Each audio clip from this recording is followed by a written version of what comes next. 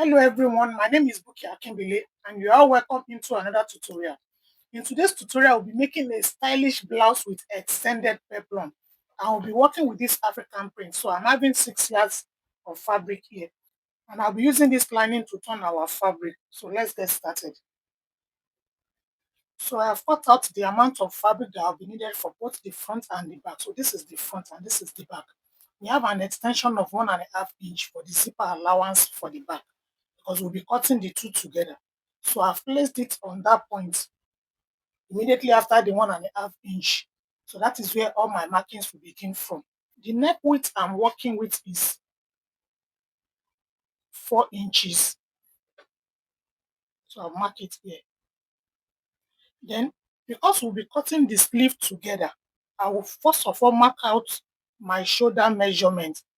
So after marking out my shoulder point, then I will extend by 10 inches more for the sleeve length.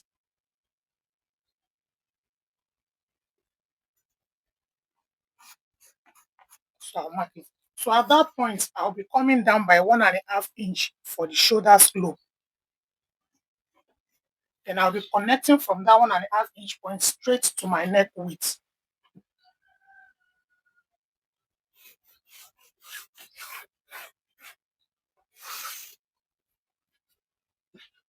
Then the next thing I'll be inputting now is my bust point measurement. So my bust point is 11.5 inches.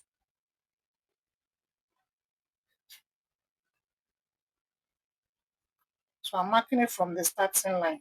Then I'll connect into a straight line.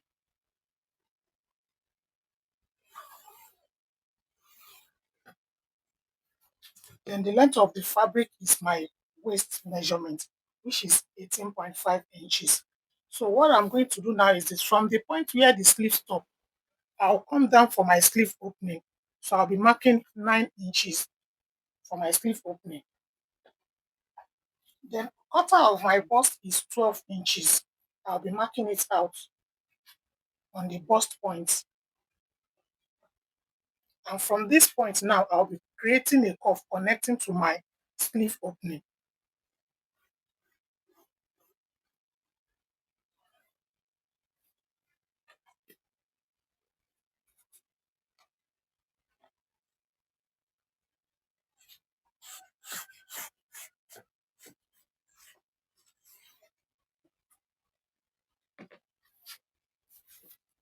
Then because I will be adding that to the waist area, so the next thing I'll be doing now is to mark out my nipple, half of my nipple to nipple measurement on the bust point. Then I will also mark it on the waistline. Then connect it with my straight ruler.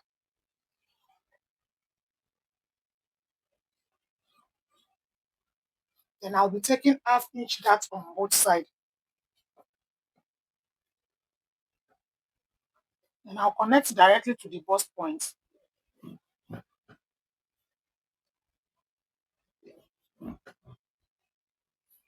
So now I can go ahead and input my waist measurement.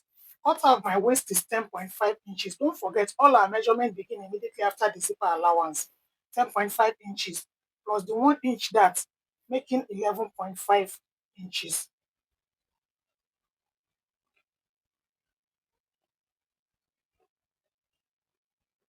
And I'll be marking it out.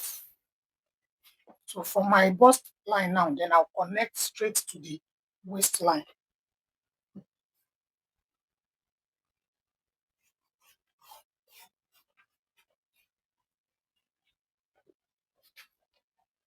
Then we'll come back to this neck area.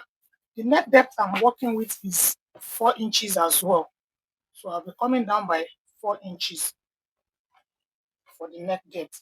Then I'll connect with my curve roller.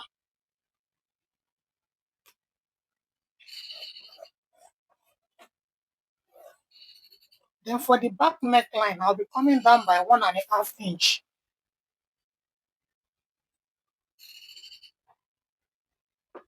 Then I'll also connect.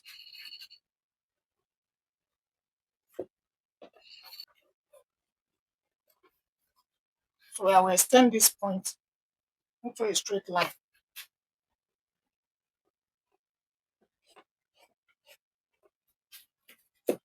So we can go ahead and cut now. So on the side, I'll be adding half-inch sewing allowance to the side while cutting.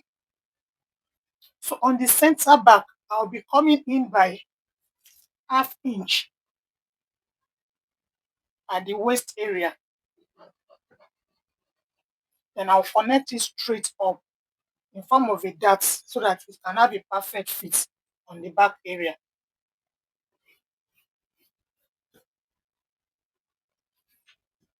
So we'll be cutting off this part. Then we'll go ahead and cut the remaining. And don't forget to add sewing allowance to the side while cutting your fabric. So you'll be needing half-inch sewing allowance from the sleeve area down to the waist area. So let me go ahead and cut it out now. So we'll be cutting the back first.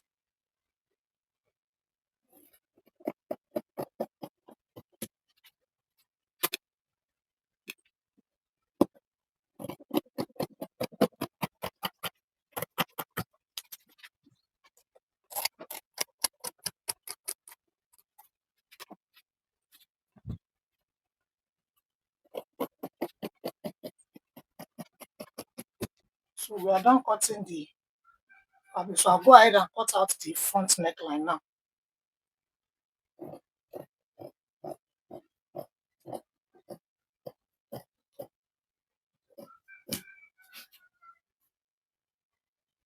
Then I'll also be cutting out the dart on the back. So this is to enable us eliminate the zipper bulge. So that is the reason we went in by half-inch on the waist area.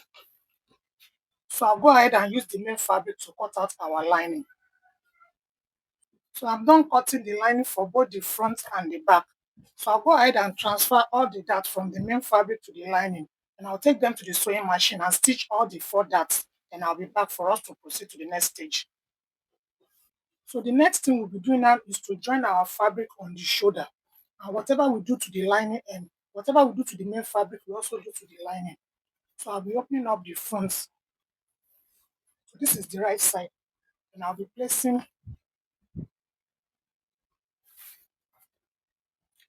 the back also, right side facing each other.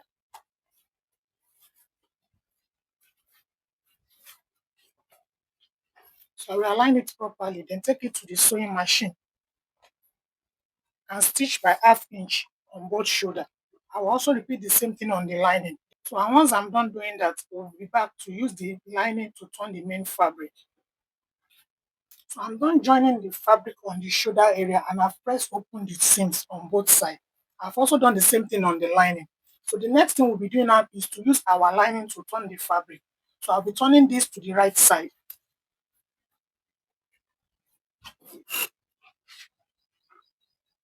Then I'll be placing the lining on the fabric, right side facing each other.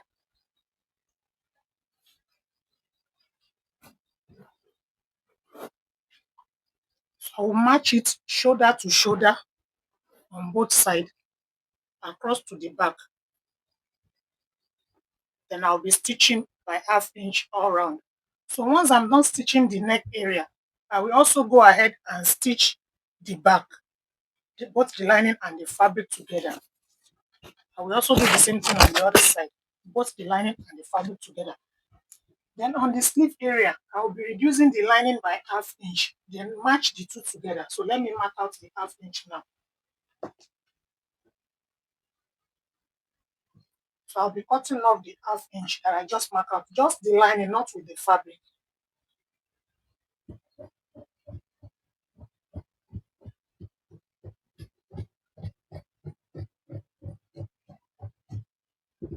So I will not pick the lining, match it to the edge of the fabric, then I'll stitch by half-inch. So once I'm done stitching this side, I'll repeat the same thing also on the other side.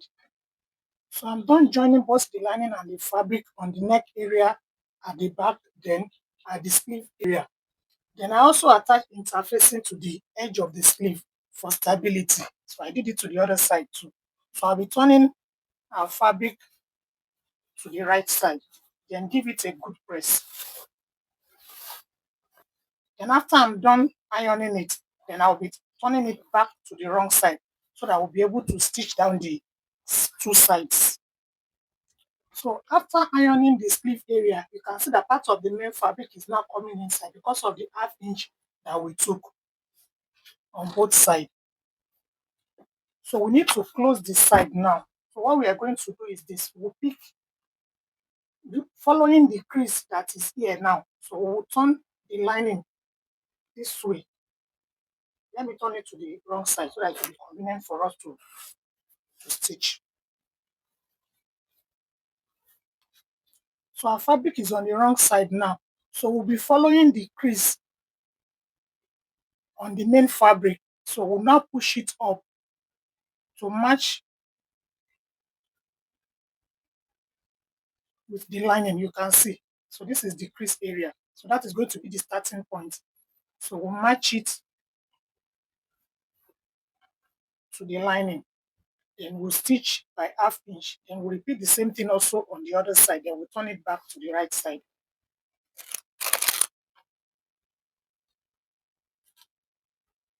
So I'm done turning all the fabric inside out, and I've also ironed it. You can see. So they all have closed end except the waist area for both the front and the back. So the next thing we'll be doing now is to turn it to the wrong side. Then match the sleeve.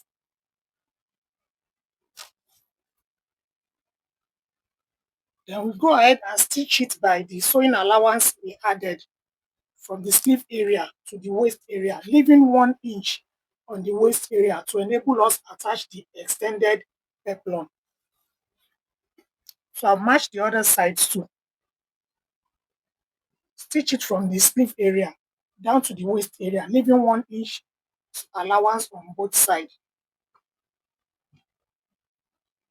So I've cut out my fabric for the extended peplum. It's just a long straight line. So I cut it in fold 6.5. The half inch at the top is for the sewing allowance, so plus 18 inches. So that is the total length of 24 inches. So the same thing with the back. But for the back, I'm having two because we'll be joining them to one side of each. So this is what we are going to do. Let me set this aside to explain to us with this one. So we'll pick the one of the peplum from the side. Don't forget, we consider the sewing allowance on this part. So for easy measurement, you pick one side of your blouse and measure from end to end so that it will be inclusive of the sewing allowance. So we are having 11.5 here now. So that is what we'll be marking here. 11.5. And don't forget, we need half inch to turn this to the wrong side. So we need half inch to turn the raw edges on this side. Instead of 11.5, we'll be marking 12 inches. So from these 12 inches now, whatever I'm having left is going to be the extended peplum that we're having.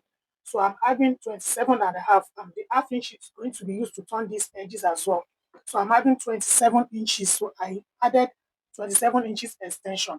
So also for my front, I'll be adding the same 27 inches.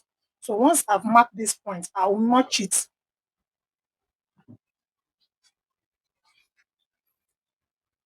So I will notch it. Then I'll go ahead and turn this to the wrong side. Then stitch by half inch all through on the wrong side. Then close this end. I will also be closing this end as well. So I will now be left with the opening that I'll be matching to the main blouse. So I'll go ahead and do the same thing on the other side. So once I'm done, I'll be back to show us how to attach it to the main blouse. So I'm done turning all the raw edges. So this end is closed. You can see it is closed on both ends. Then this is the opening where we'll be attaching to the main fabric. So these are the two for the back. So I'll be bringing the top now so that we can attach one of it. So don't forget, we left 1 inch opening here to enable us to attach the extended peplum conveniently. So this is the one side of the back. So we match it to the zipper area. Then you match it to the other end. So you can see that it matches on both ends. So I'll take it to the sewing machine and stitch by half inch. I will also repeat the same thing on the other side. Still the same way that I placed the first one, matching the zipper area. Then take it to the sewing machine and stitch by half inch. Once I'm done stitching, I'll be showing us. So I've attached all the peplum, both the front and the back. Don't forget, we left 1 inch on the side. So we use half inch to attach the peplum to the main blouse. You can see that both the front and the back peplum, they match on this side. So we now continue our stitching from the remaining half inch into the peplum from one end to the other. You can see, so we'll match the two together as one. So we repeat the same thing also on the other side. So once I'm done joining the side, then I'll go ahead and attach my zip. Then I'll be displaying the final look for us on the mannequin. Then in our next tutorial, we'll be making the skirt for this blouse, which is 180 degrees flare. So if you enjoyed this tutorial, kindly give me a giant thumbs up and don't forget to subscribe. And if you're a returning subscriber, thank you so much and God bless you. See you in my next video. Bye for now.